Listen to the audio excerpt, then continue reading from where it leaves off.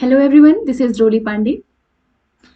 वैसे तो हमने सीडीपी के कम से कम 5 ईयर के पीवाईक्यू की प्रैक्टिस कर ली है, 10-10 के सेट में, 10-10 क्वेश्चन के सेट में। लेकिन ये हमारा 6th ईयर पीवाईक्यू है, 6th ईयर पीवाईक्यू है जिसमें कि हम 30 क्वेश्चंस एक साथ सॉल्व करेंगे।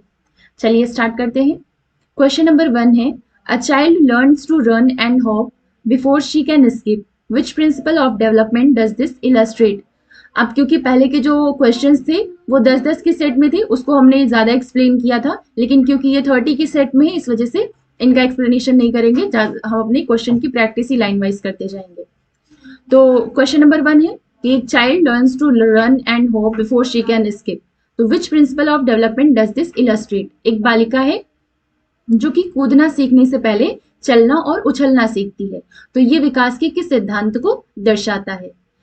All domains of development are interrelated, विकास के सभी आयाम पारस्परिक रूप से संबंधित है। ये सही तो है, लेकिन पूछा है इसमें से कि ये कौन सा, जो ये वाली सिचुएशन दी है, ये सिचुएशन कौन से डेवलपमेंट, कौन से प्रिंसिपल पर डिपेंड है। ठीक है, तो development follows a predictable pattern, विकास पूर्व अनुमानित प्रतिमानों का अनुसरण करती है, तो यही हमारा राइट ऑप्शन हो जाएगा।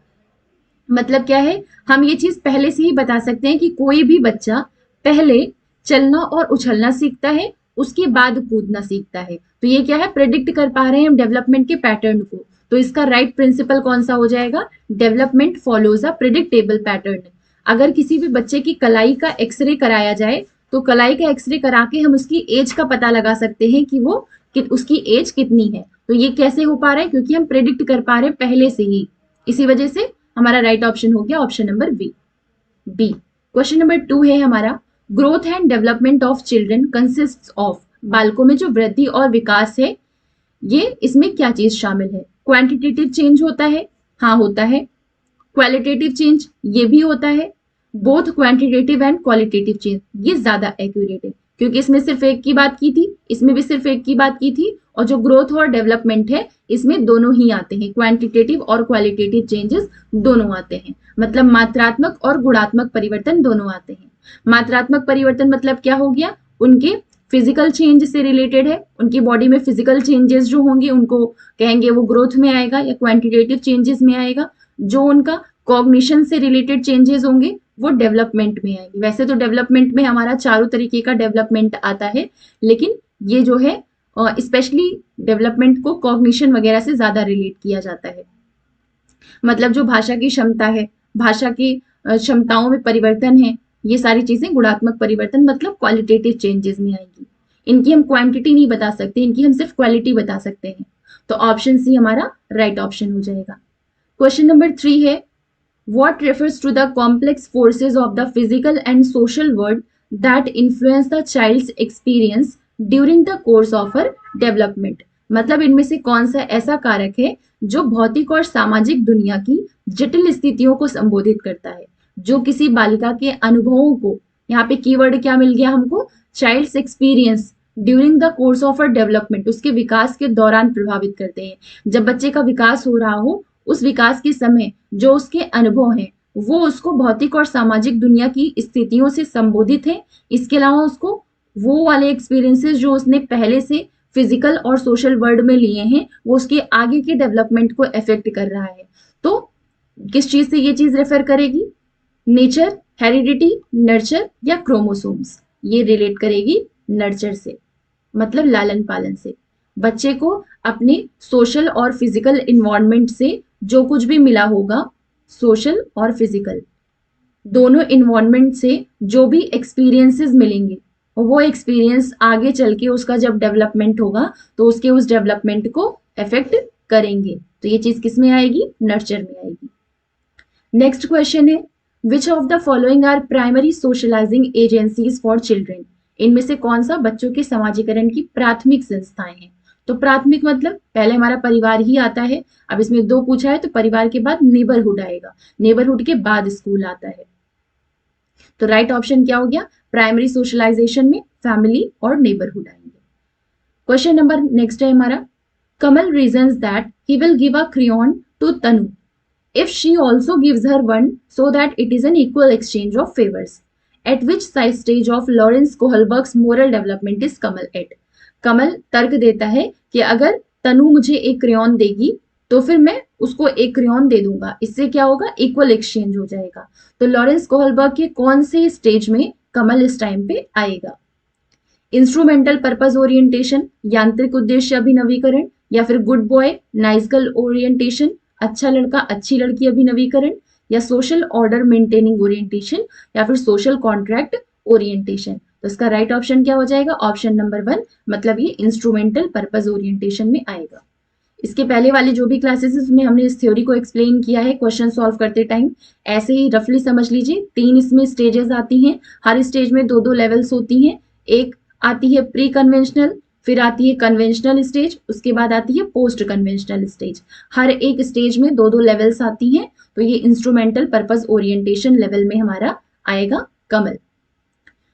नेक्स्ट क्वेश्चन है हमारा, in which stage of cognitive development do children begin to build on each other's play ideas, strengthen the understanding that symbols represent objects but lack conservation skill?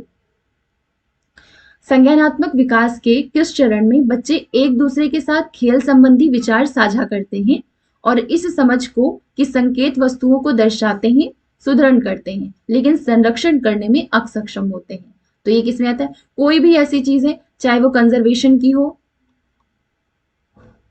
चाहे वो केंद्रण से related हो, चाहे वो सीरिएशन से related हो, कोई भी क्वेश्चन अगर आ रहा है कि उसमें असक्षम है या फिर शुरुआती स्तर है, तो वो हमारा हमेशा हमारा आएगा प्री ऑपरेशनल स्टेज में। मतलब कि 2 to 7 ईयर्स की जो स्टेज होती है बच्चे की, उसमें आएगी प्री ऑपरेशनल स्टेज में। टोटल 4 स्टेजेस इन्होंने बताए हैं। सबसे पहले सेंसरी मोटर, फिर प्री ऑपरेशनल, फिर कॉन्क्रीट ऑपरेशनल, फिर लास्ट में आता है अब्स्ट्रैक्ट। ठीक है, या अब्स्ट्रैक्ट या फिर फॉर्मल ऑपरेशनल। तो इस क्वेश्चन का राइट ऑप्शन क्या हो जाएगा? Option number C. Next question है हमारा, अ 6-year-old child reasons that a taller glass has more water than a shorter and wider container even though the liquid has been poured from the container to the glass in front of her eyes. According to Jean Piaget, this kind of reasoning by the child is due to the child's inability to, यहाँ भी क्या कहा गया है? एक तरह की inability ही बताई गई है। क्या कहा है कि 6 वर्षीय बालिका सोचती है कि जो लंबे ग्लास में छोटे और चौड़े बर्तन से अधिक पानी आता है, तो उसको क्या है, समझ नहीं है इस चीज की। इसी वजह से उसको लग रहा है जो लंबा बर्तन है उसमें ज्यादा पानी आएगा और जो चौड़ा बर्तन है उसमें कम पानी आएगा, बल्कि क्वांटिटी पानी की दोनों में सेम है। तो कहा है कि पियाजे के अनुसार बालिका की ये सोच किस योग्यता की कमी के कारण है? तो ये आता है डी सेंटर, अकेंद्रीयता में आता है ये वाली कमी। नेक्स्ट क्वेश्चन है, चाइल्ड, बच्चा कहता है I am not able to fix this part of the puzzle. Teacher कहती है which piece should come here as these are the legs of the cat. बच्चा जवाब देता है पॉज। टीचर कहती है which piece like a paw. Child this one. तो which feature of social interaction is being highlighted in the above interaction. बच्चा क्या कहता है कि पजल के इस पार्ट को मैं फिक्स नहीं कर पा रहा हूं। तो टीचर उससे कहती है कि इनमें से कौन सा ऐसा है जो कैट की लेग की तरह दिखता है। तो चाइल्ड उसमें से बताता है कि वो पॉज है। तो टीचर क्या करती है, पॉज वाले जो पीस है उसको उठाने के लिए कहती है, उसको ढूंढने के लिए कहती है। तो बच्चा उस चीज को ढूंढ करके देता है। तो सोशल इंटरेक्शन के ये किस फीचर को हाईलाइट करता है? पहली चीज तो ये किसमें आएगी हमारी, ये वाला जो है ये वाइगोत्स्की की थ्योरी में आएगी। वाइगोत्स्की ने ही बात की थी कि बच्चा किसी चीज को करने में सक्षम होता है, मतलब कि वो किसमें है, ZAD में है, जोन ऑफ एक्चुअल डेवलपमेंट में है। उसको किसी तरीके की हेल्प की जरूरत पड़ी, मतलब कि उसको ZPD की जरूरत पड़ी, जोन ऑफ प्रॉक्सिमल डेवलपमेंट की जरूरत पड़ी, और बाद में जब उसकी हेल्प हो गई, उसकी हेल्प कर दी गई, तो इसके फोल्डिंग हो गए, और जिसने हेल्प कर दी वो हो गया उसके लिए MKO। ठीक, तो यहाँ पे किस तरीके की टीचर ने क्या किया, मतलब इसमें पूरी तरीके से हेल्प नहीं की जाती, इसमें थोड़ी बहुत क्यूज दिए जाते हैं या क्लू दिए जाते हैं जिनके बेसिस पर बच्चा अपने हिसाब से अपनी प्रॉब्लम को सॉल्व कर लेता है। तो टीचर ने उसको क्या किया था, केवल हिंट दिया था। हिंट के थ्रू बच्चे ने खुद इस प्रॉब्लम को सॉल्व किया। तो क्या हो गया, इसकी फोल्डिंग हुई बच्चे की। तो right option number 3। Next question है Lev Vygotsky's theory of cognitive development is situated in the, मतलब लेव वाइगोत्स्की का जो संज्ञानात्मक विकास का सिद्धांत है वो किस चीज से संबंधित है? तो वो किससे संबंधित है?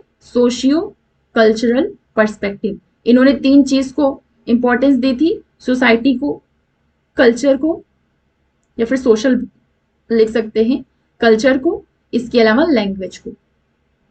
3 चीज को इन्होंने महत्व दिया था। प्राइवेट स्पीच की बात भी इन्होंने की थी, लेव वाइगोत्स्की नहीं, मतलब सामाजिक सांस्कृतिक दृष्टिकोण। नेक्स्ट क्वेश्चन है हमारा in a constructivist classroom based on Piagetian principle children learn, मतलब पियाजे के सिद्धांतों पर आधारित एक रचनावादी कक्षा में बच्चे किस तरह से सीखते हैं?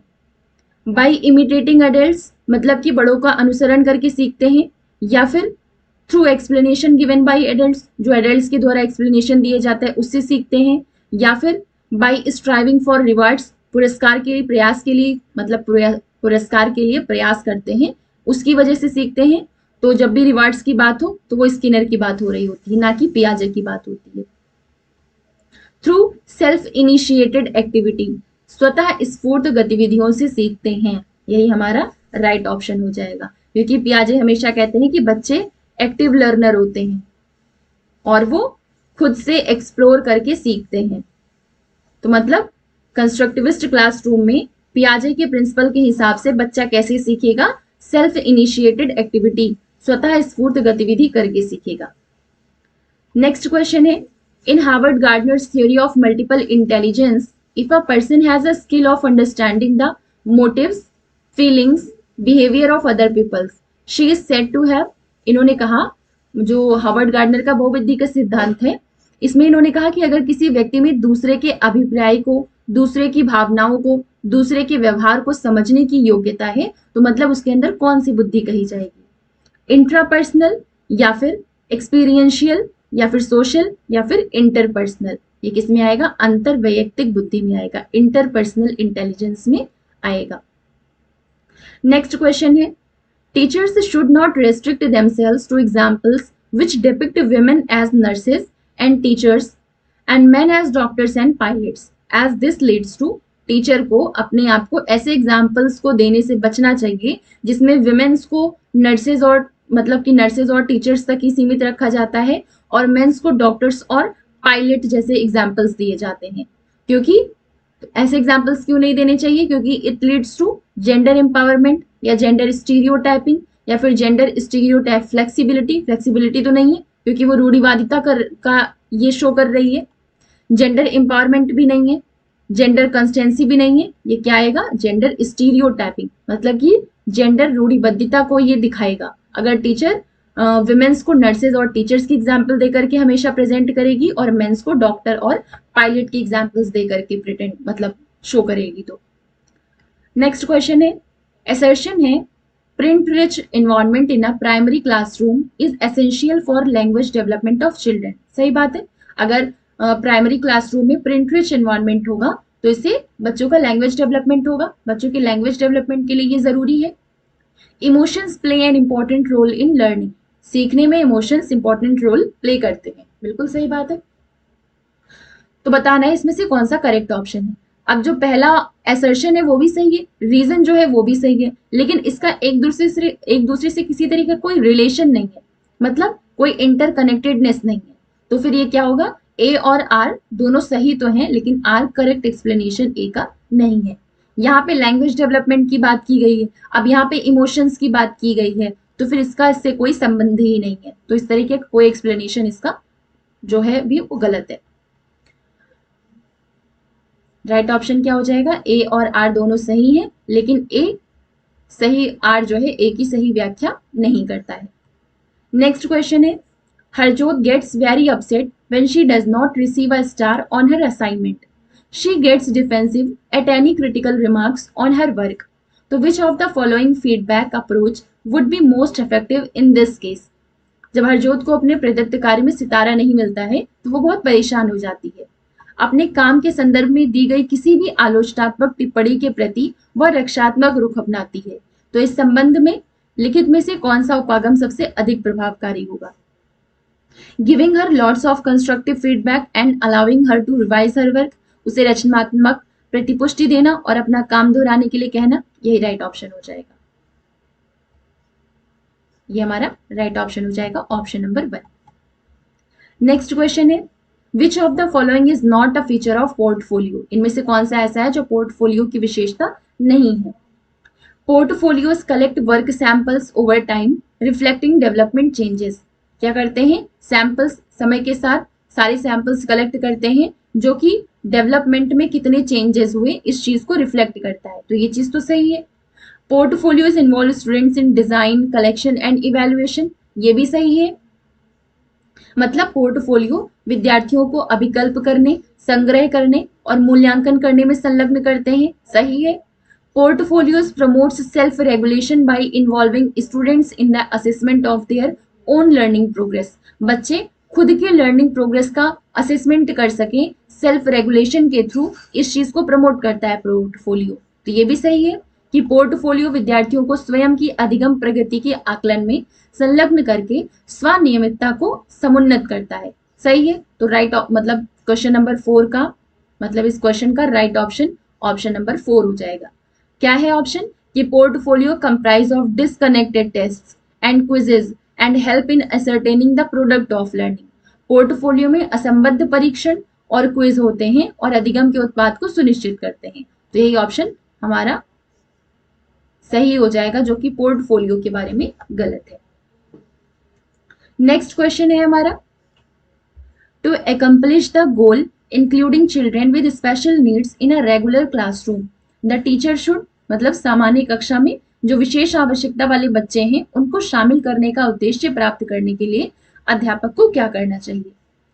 Identify individual children's strength interest and needs, disregard individual, ये तो सही है, ऐसा तो करना चाहिए टीचर को, मतलब कि आइडेंटिफाई करनी हर एक बच्चे की स्ट्रेंथ क्या है, हर एक बच्चे का इंटरेस्ट क्या है, हर एक बच्चे की नीड क्या है, तो ये चीज आइडेंटिफाई करना चाहिए, सही है। Disregard individual differences and ensure in uniformity, मतलब कि जो बच्चों में वैयक्तिक भिन्नताएं हैं उनका निरादर कर दो और एक समानता को सुनिश्चित करो, क्लास में एक समानता का अगर सुनिश्चित करके कर रहे हैं तो हर एक बच्चे को नहीं सिखा पाएंगे, तो ये ऑप्शन गलत हो जाएगा। Adopt assessment strategies to facilitate learning, मतलब कि अधिगम को सहज बनाने के लिए आकलन युक्तियों का अनुकूलन करना, ये भी सही है। प्रिपेयर इंडिविजुअलाइज्ड एजुकेशन प्लान, प्रत्येक के लिए वैयक्तिक शिक्षा योजना बनाना, मतलब कि हर एक बच्चे के लिए अलग से एजुकेशन प्लान तैयार करो, जब हर बच्चे की नीड अलग है, इंटरेस्ट अलग है, स्ट्रेंथ अलग है, पर्सनैलिटी अलग है, तो हर एक बच्चे को अलग अलग एजुकेशन प्लान भी चाहिए, तो ये भी सही है। मतलब कि राइट ऑप्शन क्या हो जाएगा, option number 1st 3rd and 4th। Next question है हमारा, sensitivity to light sound touch and other sensory information, embarrassed verbal and non-verbal communication, over dependency on routines and avoidance of eye contact with others, ये primary characteristics बच्चे में किस चीज को दर्शाती है, मतलब प्रकाश ध्वनि स्पर्श और अन्य सांवेगिक जानकारी के प्रति अति संवेदनशीलता, ठीक, संचारण में शाब्दिक क्षीणता, अशाब्दिक होना, नीतिक्रमों पर अन्य व्यक्तियों को अति निर्भरता और दूसरों से नजरें चुराना, ये किस चीज के लक्षण है, ये होते हैं ऑटिज्म स्पेक्ट्रम डिसऑर्डर, मतलब स्वालिन स्पेक्ट्रम, राइट ऑप्शन हो जाएगा क्वेश्चन नंबर 16 का।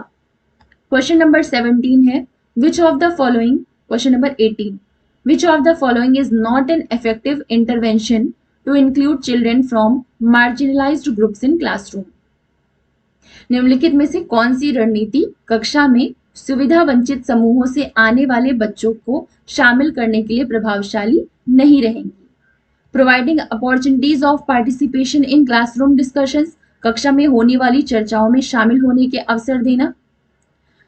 Ensuring participation of children in all activities of school, इसमें से पूछा है कि कौन सा है जो कि नॉट इफेक्टिव, कौन इफेक्टिव इंटरवेंशन इसमें से नहीं है, जो बच्चे मार्जिनलाइज्ड ग्रुप से आते हैं उनके लिए, तो ये भी है, ये भी सही है, ये चीजें होनी चाहिए, करनी चाहिए, जो मार्जिनलाइज्ड ग्रुप क्लास से बच्चे आते हैं, मतलब कि जो सुविधा वंचित समूह से बच्चे आते हैं उनके लिए।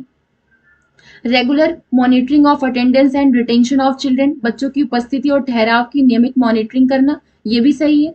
Segregated seating arrangement on the basis of group affiliation, समूह संबद्धता के आधार पर पृथक पृथक बैठने की व्यवस्था करना, ये चीज इफेक्टिव नहीं होगी उन बच्चों के लिए जो सुविधा वंचित समूह से आ रहे हैं। तो क्वेश्चन नंबर 18 का राइट ऑप्शन क्या हो जाएगा? Option number 4। क्वेश्चन नंबर 19 है मैच द फॉलोइंग, मिलान करना है। डिस्फेजिया, ऐसे ही समझ लेते हैं, जो डिस्फेजिया होती है वो किससे रिलेटेड होती है? वो भाषा से रिलेटेड होती है। अब कीवर्ड ढूंढ लीजिए, भाषा की बात किसमें की गई है? लैंग्वेज डिसऑर्डर, तो ये डिस्फेजिया का क्या हो गया? फर्स्ट का फोर्थ, ये इन दोनों में से कोई एक हो सकता है। डिस्प्रैक्सिया, ये मोटर से रिलेटेड होता है, मतलब कि जो मोटर स्किल्स होती हैं उनसे रिलेटेड होता है। तो मोटर स्किल्स के बारे में कहा क्या गया है? ये बोला गया है, मतलब difficulty in carry out routine task involving balance, balance वगैरह करने में बच्चों को दिक्कत आती है।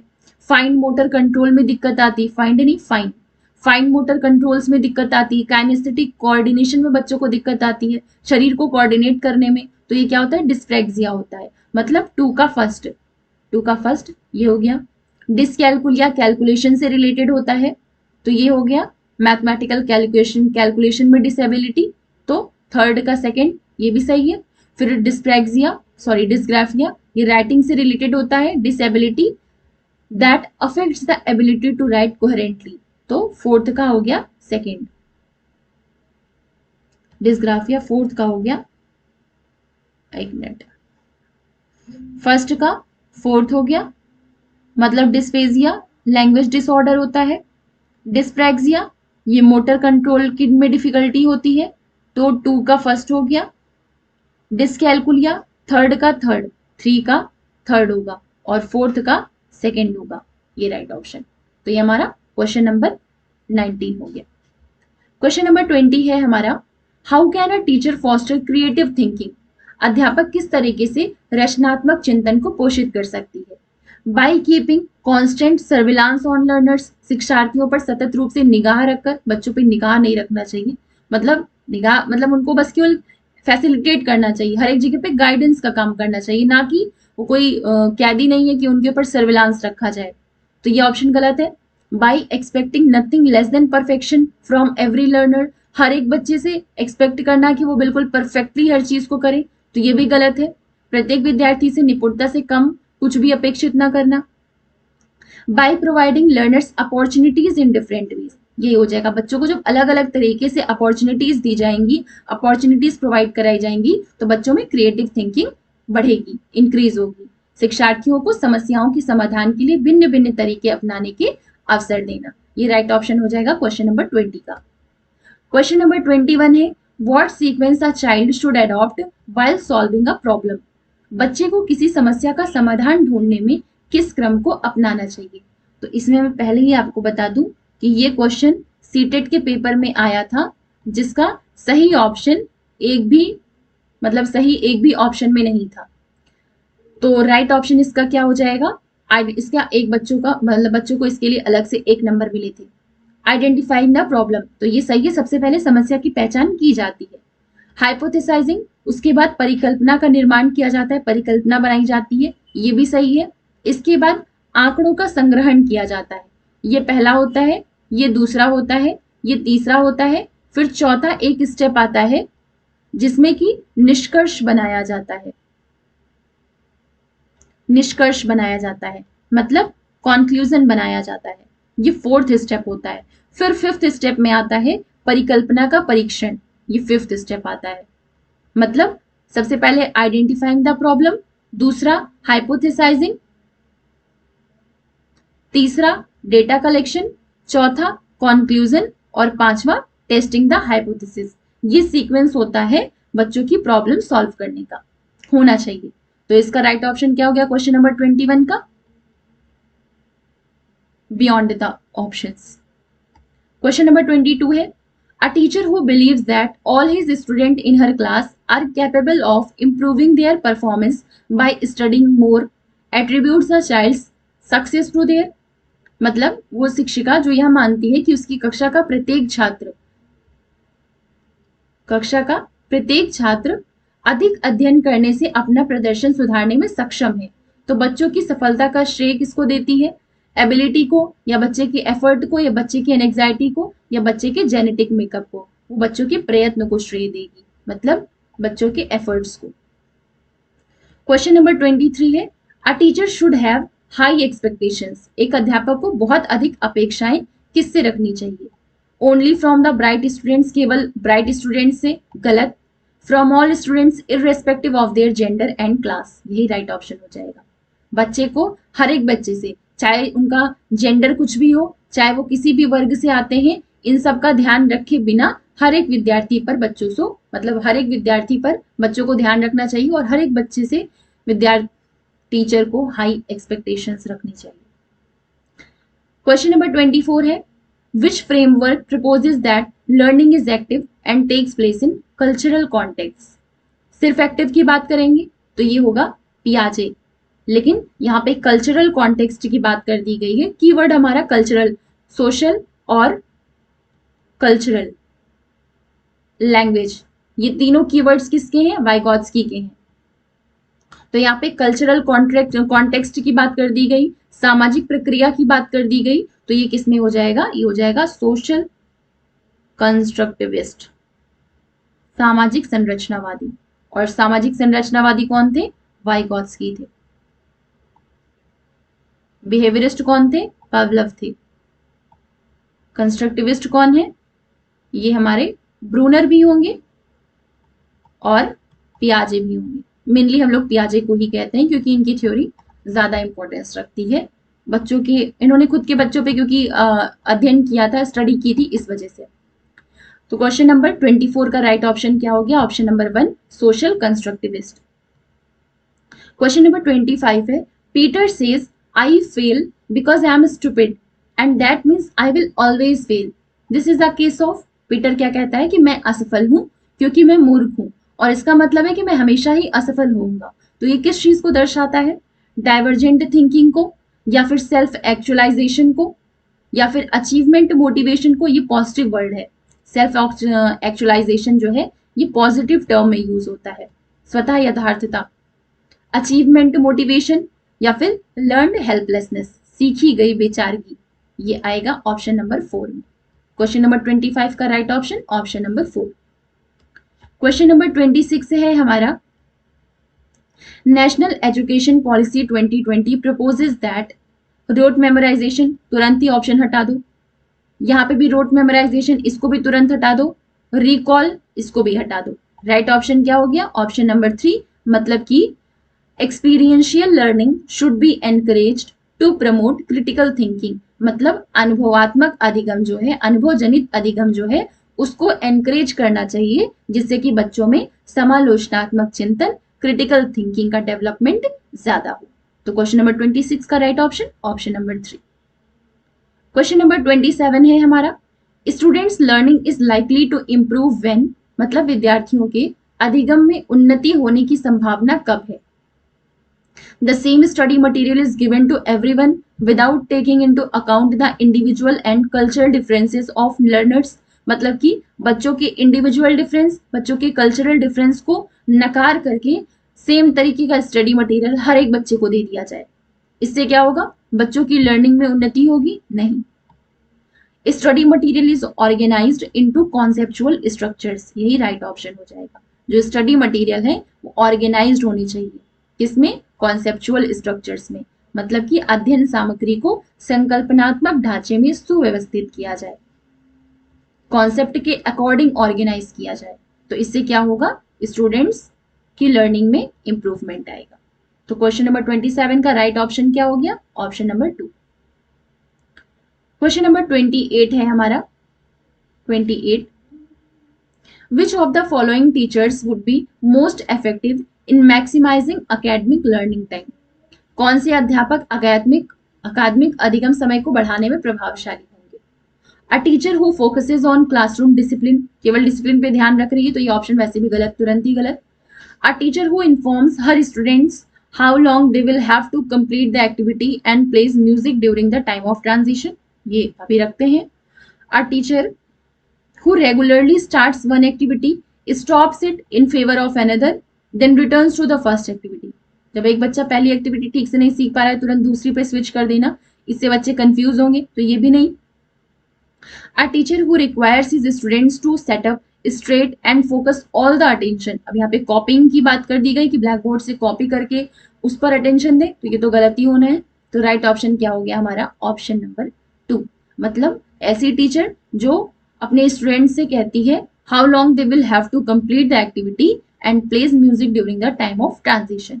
जो अपने विद्यार्थियों को बताती है कि उन्हें कोई गतिविधि कब तक पूरी कर लेनी है और दूसरी क्रिया में जाने के समय संगीत की धुन बचा देती है. तो यही होगा most effective in maximising academic learning time. Question number 29 है. When a child fails in examination it means child did not memorise the answer. Memorise करना वैसे भी नहीं होना चाहिए. पेरेंट्स हैव फेल्ड, इसमें पेरेंट्स की क्या गलती?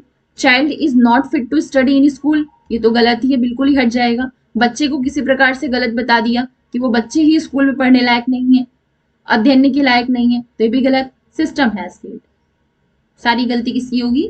सिस्टम की होगी अगर बच्चा फेल होता है, मतलब ये व्यवस्था की असफलता है. Question number 30.